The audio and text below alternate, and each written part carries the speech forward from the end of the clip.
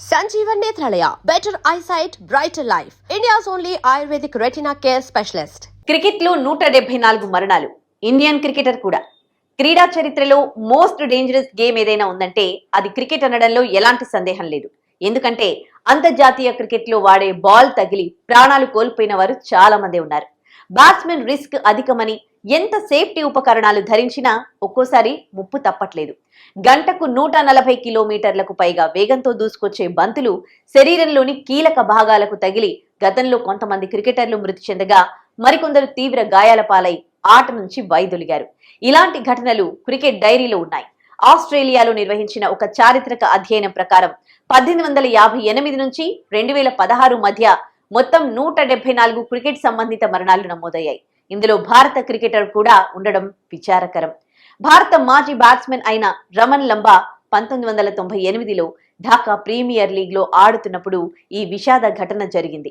అతను short leg స్థానంలో helmet లేకుండా ఫీల్డింగ్ చేస్తున్నప్పుడు బ్యాట్స్మెన్ మెహ్రాబ్ హుసేన్ కొట్టిన షాట్ నేరుగా అతని తలకు బలంగా తగిలింది.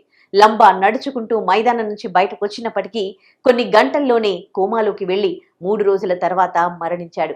ఈ ఘటన తర్వాత ప్రపంచ వ్యాప్తంగా క్లోజ్ ఇన్ ఫీల్డింగ్ చేసే వారికి హెల్మెట్ ధరించడం తప్పనిసరి చేశారు. 1870లో England county cricketer George Summers కు వేగంగా వచ్చిన బంతి తలకు తగిలింది.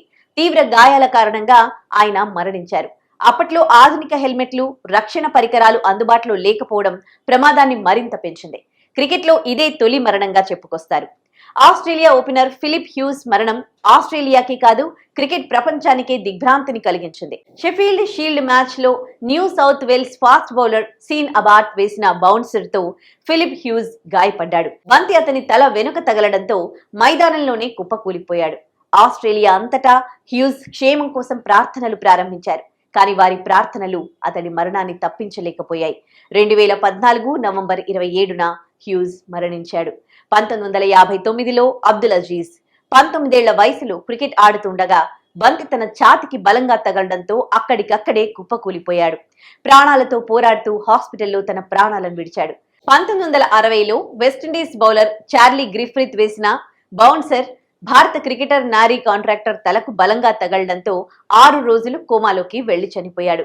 2013 డిసెంబర్లో పాకిస్తాన్ ఆటగాడు జుల్ఫికర్ భట్టీకి బౌన్సర్ ఛాతికి తాకడంతో మైదానంలోనే కుప్పకూలిపోయాడు. హాస్పిటల్ కి తరలించిన ప్రాణాలు కాపాడలేకపోయారు.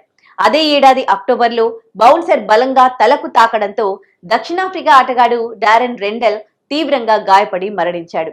ఇంగ్లాండ్ స్పిన్నర్ అయాన్ ఫోలీ 1993లో దేశవాళీ క్రికెట్ లో బ్యాటింగ్ చేస్తూ ఉండగా బంతి తలకు తగిలింది.